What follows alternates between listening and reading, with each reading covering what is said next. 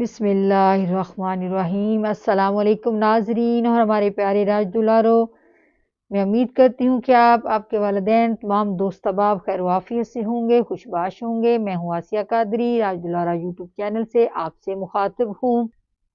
ناظرین، ہمارے آج کے پروگرام کا موضوع ہے بچوں کے لیے دینی تعلیم و تربیت حاصل کرنا کیوں ضروری ہے۔ پیارے بچوں، سب سے پہلے تو ہمیں یہ دیکھنا ہے کہ ہماری زندگی کا مقصد کیا ہے، ہمیں دنیا میں کیوں بھیجا گیا، ہماری تخلیق کا مقصد کیا ہے، اور ہمارا خالق ہمیں پیدا کرنے والا ہی بتا سکتا ہے کہ اس نے ہمیں کیوں پیدا کیا۔ تو آئیے ہم رب کائنات سے سوال کرتے ہیں کہ باری تعالیٰ ہمیں بتائیں کہ ہماری تخلیق کا مقصد کیا ہے، ہمیں دنیا میں بھیجنے کا مقصد کیا ہے، ہماری پیدائش کا، ہمارے پیدا ہونے کا کیا مقصد ہے۔ تو رب کائنات نے قرآن مجید میں سورہ زاریات میں بیان فرمایا، وَمَا خَلَقْتُ الْجِنَّ وَالْإِنسَ إِلَّا لِيَعْبُدُونَ، کہ میں نے جنوں اور انسانوں کو فقط اپنی بندگی عبادت کے لیے پیدا کیا۔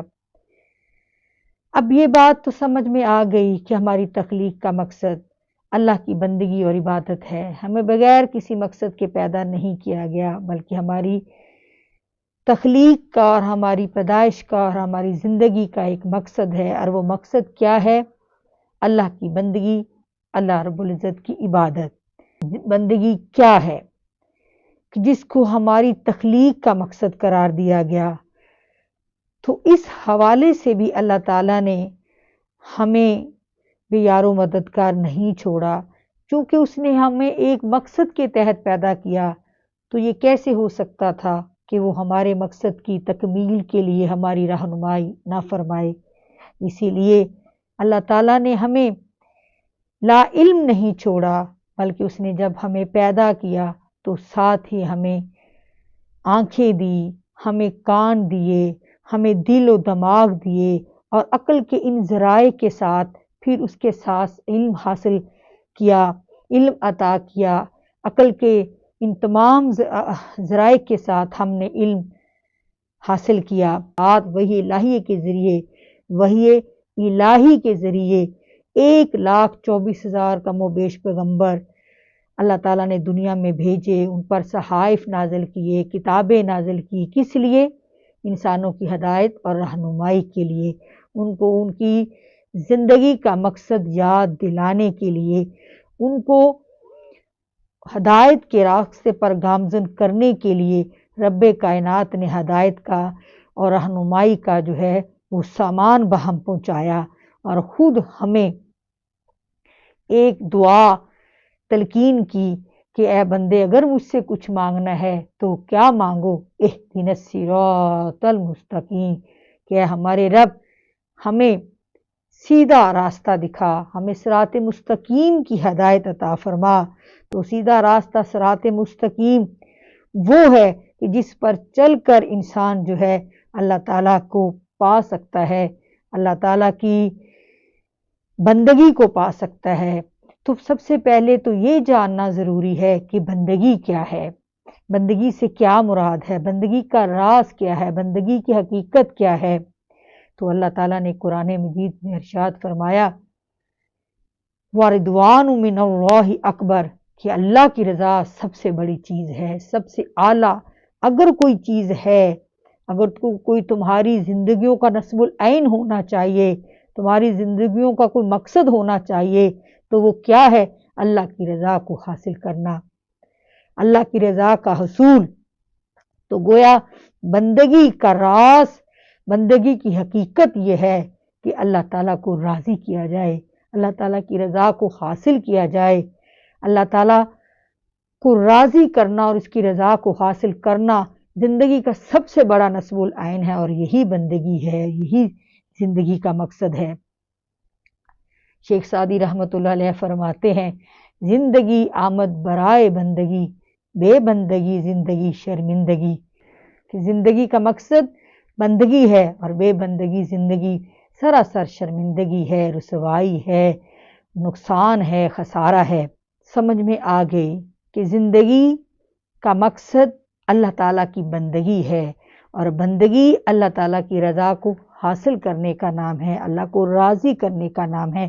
اب سوال یہ پیدا ہوتا ہے کہ اللہ کو راضی کیسے کیا جائے؟ اللہ کن کاموں سے راضی ہوتا ہے اور کن کاموں سے ناراض ہوتا ہے؟ کون سے ایسے کام ہیں جو ہم کریں تو ہم اللہ تعالیٰ کو راضی کر سکتے ہیں، ہم اللہ کی رضا کو حاصل کر سکتے ہیں، اس کی خوشنودی کا، اس کی رضا کا پروانہ حاصل کر سکتے ہیں؟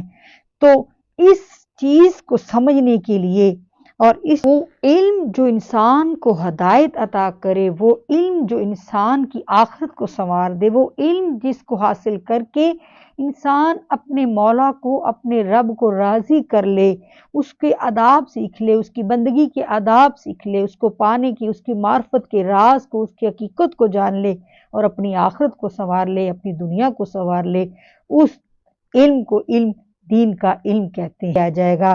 رب کائنات نے ارشاد فرمایا ان الدین عند اللہ الاسلام، کہ بے شک اللہ کے نزدیک صرف دین اسلام ہی ہے۔ اللہ کے نزدیک پسندیدہ دین، مقبولیت والا دین، قبولیت والا دین اگر کوئی ہے تو وہ اب اسلام ہی ہے۔ اور ارشاد فرمایا ادخلوا فی السلم کافۃ، کہ دین میں کافتن، کہ دین میں پورے کے پورے داخل ہو جاؤ۔ مگر ایسا کیوں نہ ہوا؟ دین میں پورے کے پورے داخل ہو جاؤ۔ تفقہ فی الدین حاصل کرنے اور قوم کو اللہ کے عذاب سے ڈرانے کے لیے نکلنا کسی ایک گروہ کا اور ایک جماعت کا اور کچھ لوگوں کا قوم میں سے نہایت ضروری ہے، بلکہ فرض ہے۔ یہ اتنا علم حاصل کرنے کے لیے، دین کا فہم حاصل کرنے کے لیے قوم میں سے چند لوگوں کو کا نکلنا گھروں سے بے حد ضروری ہے۔ نبی کریم صلی اللہ علیہ وآلہ وسلم نے ارشاد فرمایا من یورد اللہ بہ خیرا یفقہہ فی الدین، کہ اللہ جس کا بھلا چاہتا ہے اس کو دین کا فہم عطا کرتا ہے۔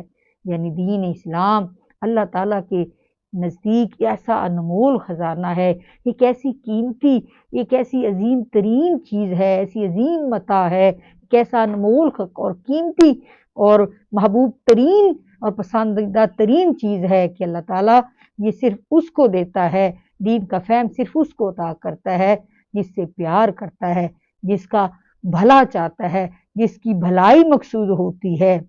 ظاہر ہے کہ پیاری چیز پیاروں کو دی جاتی ہے، ہر ایک کو نہیں دی جاتی۔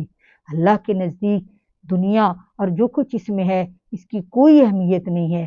نبی کریم صلی اللہ علیہ وآلہ وسلم نے فرمایا اگر دنیا کی حیثیت اللہ کے نزدیک ایک مچھر کے پر برابر بھی ہوتی تو کسی کافر کو رزق نہ ملتا، اور اللہ کے نزدیک اس دنیا کی اہمیت ایک مردار بکری سے بھی بدتر ہے۔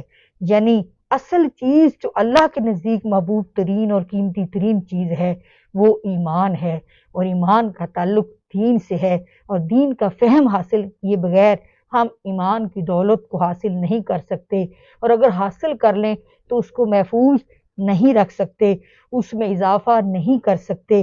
تو پتہ چلا کہ جو قیمتی ترین چیز ہے وہ دین ہے، اور قیمتی ترین جو علم ہے وہ دین کا علم ہے۔ نبی کریم صلی اللہ علیہ وآلہ وسلم نے کیا ہی خوب ارشاد فرمایا کہ تمہیں زندگی ایسے گزارنی چاہیے کہ یا تو تم عالم بن جاؤ، اور اگر ایسا نہیں بن سکتے تو اسے چاہیے کہ طالب علم ہی بن جائے، اور جو طالب علم نہ بن سکے وہ علم و عقل کی باتیں ہی سیکھ لے، اور اگر یہ بھی نہیں کر سکتا تو اہل علم اور علم دوست لوگوں سے محبت کرنے والا ہی بن جائے۔ اگر یہ چار حالتوں کے علاوہ تم پانچویں حالت میں ہوگے تو ہلاک ہو جائے گا۔ اگر چار حالتوں کے علاوہ، ان چار حالتوں کے علاوہ اگر تو پانچویں حالت میں ہوگا تو ہلاک ہو جائے گا، اور یہ پانچویں حالت یہ چیز ہے کہ تو علم اور اہل علم سے بغض رکھے۔ حضور اکرم صلی اللہ علیہ وآلہ وسلم نے فرمایا علم مومن کی گم شدہ میراث ہے، اسے جہاں پائے اسے غنیمت جانے، اسے پالے، اسے حاصل کر لے، اور جو کوئی اس کی طرف اس کی رہنمائی کرے اس کا احسان مانے۔ ایک نبی کریم صلی اللہ علیہ وآلہ وسلم نے فرمایا عالم کی مجلس میں حاضر ہونا 1000 رکعت نفل پڑھنے سے افضل ہے، 1000 مریضوں کی عیادت کرنے سے افضل ہے، 1000 نماز جنازہ میں شرکت کرنے سے افضل ہے۔ عرض کیا گیا یا رسول اللہ صلی اللہ علیہ وآلہ وسلم کیا قرآن کی تلاوت سے بھی؟ تو آپ صلی اللہ علیہ وسلم نے فرمایا قرآن بھی تو علم کے ساتھ نفع دیتا ہے۔ آپ صلی اللہ علیہ وسلم نے فرمایا جسے اس حالت میں موت آئے اسلام کو باقی رکھنے کے لیے علم حاصل کر رہا تھا تو جنت میں اس کے اور انبیاء کرام کے درمیان صرف 1 درجہ کا فرق ہوگا۔ علم کی فضیلت و اہمیت پر ہمارے بزرگان دین کے مختلف اقوال اور فرمودات بھی ہیں۔ حضرت سیدنا ابو درداء رضی اللہ تعالی عنہ نے فرمایا ایک مسئلہ سیکھنا مجھے رات بھر کی عبادت سے زیادہ محبوب ہے۔ حضرت سیدنا عطا نے فرمایا علم کی ایک مجلس غفلت کی 70 مجلسوں کا کفارہ ہے۔ حضرت سیدنا ابو اسود رحمۃ اللہ علیہ نے فرمایا علم سے بڑھ کر عزت والی کوئی شے نہیں۔ بادشاہ لوگوں پر حکومت کرتے ہیں اور علماء بادشاہوں پر حکومت کرتے ہیں۔ حضرت سیدنا فتح موصلی رحمۃ اللہ علیہ نے فرمایا اگر مریض کو کھانے پینے کی اشیاء سے اور دوا سے روک دیا جائے تو کیا وہ مر نہیں جائے گا؟ لوگوں نے کہا کیوں نہیں؟ آپ نے فرمایا دل کا یہی معاملہ ہے، اگر اس کو بھی 3 دن تک علم و حکمت کی غذا سے دور رکھا جائے تو وہ مردہ ہو جاتا ہے۔ نبی کریم صلی اللہ علیہ وآلہ وسلم نے ارشاد فرمایا کہ ہر مسلمان کے لیے اتنا علم سیکھنا ضروری ہے کہ طالب العلم فریضۃ علی کل مسلم، ہر مسلمان پر علم حاصل کرنا ضروری ہے، فرض ہے۔ اور وہ علم جو ہر مسلمان پر حاصل کرنا فرض ہے وہ کون سا علم ہے؟ جو ہر مسلمان پر حاصل کرنا فرض ہے وہ ہے دین کا علم۔ اب یہاں تک یہ بات تو ہم پر عیا ہو گئی کہ علم کا حصول فرض ہے، مگر کون سا علم حاصل کرنا فرض ہے جسے حدیث مبارکہ میں ہر مسلمان پر جس کا حاصل کرنا فرض قرار دیا گیا ہے۔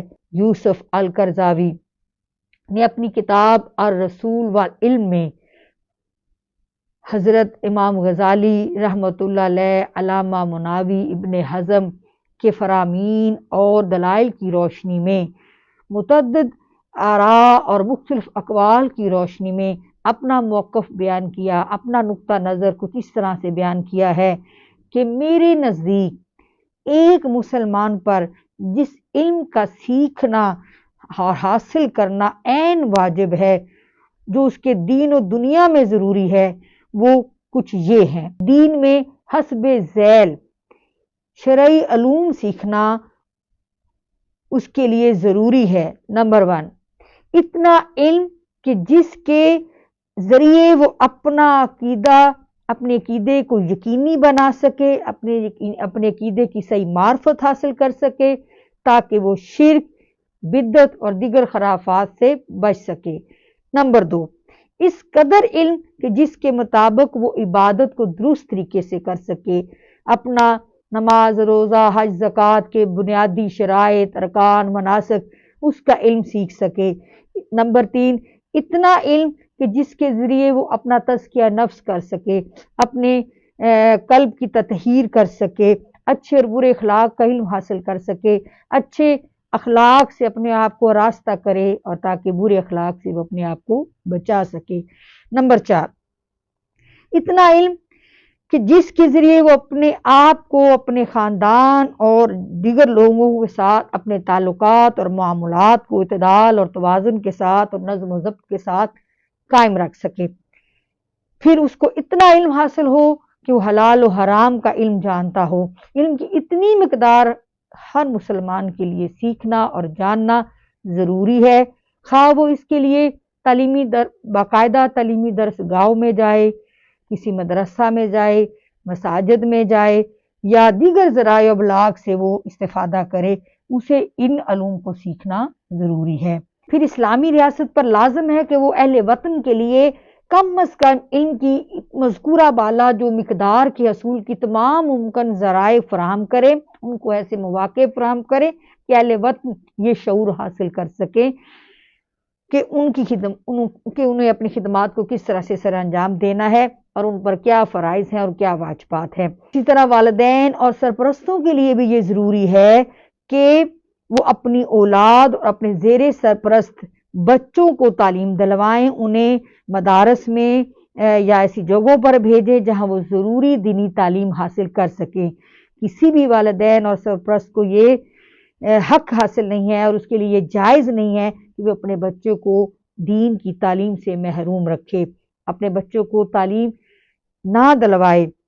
ایسے بچے جن کو اپنی بچپن میں جو ہے وہ ایسے مواقع نہیں میسر آئے یا والدین نہیں تھے یا محرومی کے باعث وہ دینی تعلیم حاصل ضروری تعلیم حاصل نہیں کر سکے، تو انہیں چاہیے کہ وہ بڑے ہو کر اپنے لیے ایسا اہتمام ضرور کریں کہ وہ ضروری یہ جو بیان کی ہے میں نے وہ ضروری تعلیم جو ہے وہ حاصل کر سکے۔ حدیث مبارکہ میں آتا ہے کہ اپنی اولاد کو 7 سال کی عمر میں نماز پڑھنے کا حکم کرو، نماز کا حکم دو، اور 10 سال کی عمر میں اگر وہ نماز نہ پڑھیں تو آپ انہیں سزا دیں۔ یہ حدیث اس بات پر دلالت کرتی ہے کہ بچے کی عمر کے 7 سال پورے ہو جائیں تو نماز سیکھنا اور جو طاقت رکھتے ہوں ان کے لیے روزہ رکھنا واجب ہو جاتا ہے۔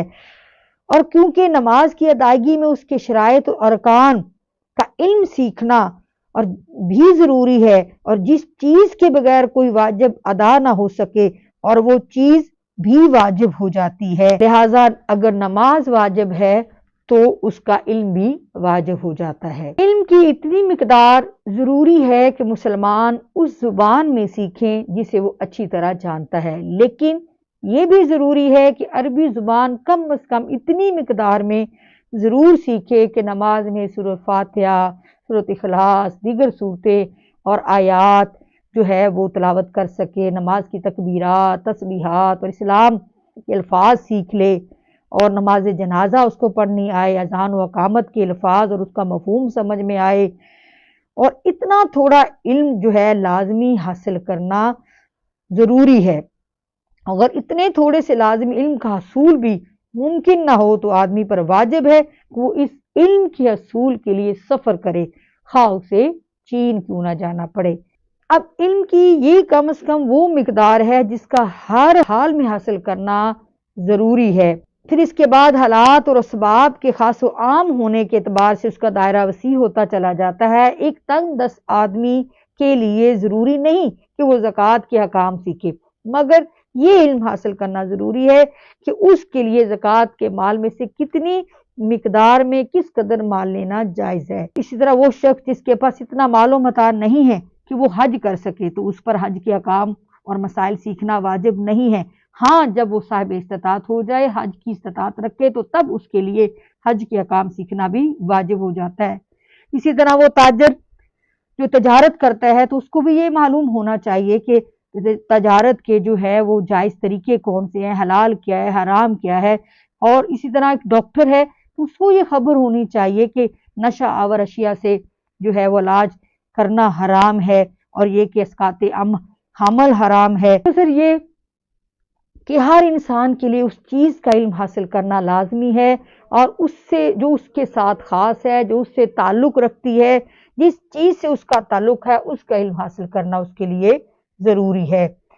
اور جب اسے کچھ معلوم نہ ہو کسی چیز کے بارے میں تو اسے چاہیے کہ وہ ان علوم کو، اتنے شرعی علوم کو جاننا اس کے لیے جتنا جلدی ممکن ہو سکے وہ اتنے شرعی علوم کو ضرور جانے۔ قرآن مجید میں اللہ تعالیٰ نے ارشاد فرمایا فَاسْأَلُوا أَهْلَ الذِّكْرِ إِن كُنتُمْ لَا تَعْلَمُونَ، اہل ذکر سے پوچھ لو اگر تم نہیں جانتے۔ حاصل باس یہ ہے کہ دین کا علم ایک انتہائی اعلیٰ اور افضل چیز ہے۔ اس کا تعلق ہماری صرف دنیا کی بھلائی سے نہیں ہے بلکہ آخرت کی بھلائی سے ہے، اور اس کا تعلق صرف آخرت کی بھلائی سے نہیں ہے بلکہ دنیا کی تمام تر بھلائیاں اور عزتیں بھی اس کے ساتھ ہی ہیں۔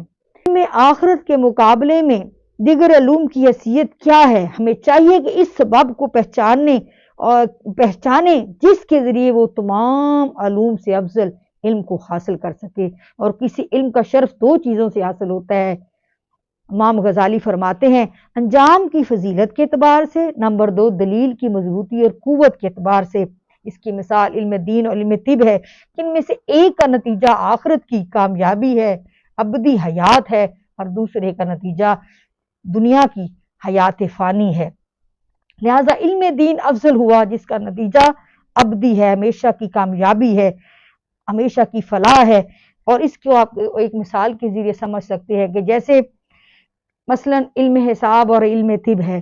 علم حساب دلائل کی مضبوطی اور قوت کے اعتبار سے افضل ہے، جبکہ علم طب نتیجے کے اعتبار سے افضل ہے کہ اس کے نتیجے میں ایک زندگی ملتی ہے، ایک حیات ملتی ہے۔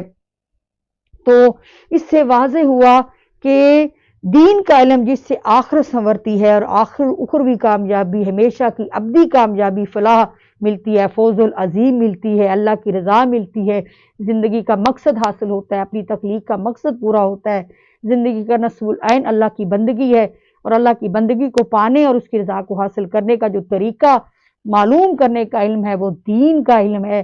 اصل کامیابی دین کے علم ہے۔ جو انسان دین کا علم حاصل کرتا ہے تو دنیا اس کے قدموں میں خود بخود آ جاتی ہے، آخرت کی کامیابی اس کا مقدر بن جاتی ہے، اللہ کی رضا اس کا مقدر بن جاتی ہے۔ اللہ تعالیٰ کی کائنات کی ایک ایک چیز اس کے لیے دعا کرتی ہے، جو لوگوں کو ایک بھی بھلائی اور اللہ کے دین کی بات سمجھاتا ہے اس کے لیے پوری کائنات دعا کرتی ہے۔ تو یہ ایک بہت عظیم نعمت ہے، ایک عظیم اللہ تعالیٰ کا کرم اور احسان ہے، جس کو اپنے دین کا فہم عطا فرما دے، جس کا بھلا چاہے، جس سے راضی ہو، اس کو اپنا دین کا فہم عطا فرماتا ہے۔ تو پیارے بچوں، ہمیں آج سے یہ فیصلہ کرنا ہے کہ ہمیں دنیا کے علوم بھی حاصل کرنے ہیں، لیکن سب سے پہلے دینی تعلیم حاصل کرنا ہے، قرآن کی تلاوت کرنا ہے، قرآن کو پڑھنا سیکھنا ہے، قرآن کا فہم حاصل کرنا ہے، اور اللہ پاک ہمیں اس کے لیے چن لے، اور اللہ تعالیٰ ہم پر کرم کر دے، اور اللہ تعالیٰ ہمیں منتخب کر لے اور اپنے ان بندوں میں شامل فرما لے جنہیں اللہ پاک نے دین کا فہم عطا فرمایا ہے اور اپنے دین کی خدمت اور دین کے فروغ کے لیے چن لیا ہے۔ اس کے ساتھ ہی میں اجازت چاہتی ہوں۔ ناظرین، اگر آپ کو ہمارا پروگرام پسند آئے تو ضرور سبسکرائب کیجیے گا، اپنے پیارے پیارے کمنٹس دیجیے گا، لائک کیجیے گا، شیئر کیجیے گا، کیونکہ نیکی کا ایک کام جو کرتا ہے اللہ تعالیٰ اس کو اس کے کرنے والے کے برابر ثواب دیتا ہے۔ اللہ تعالیٰ ہم سب کا حامی و ناصر ہو۔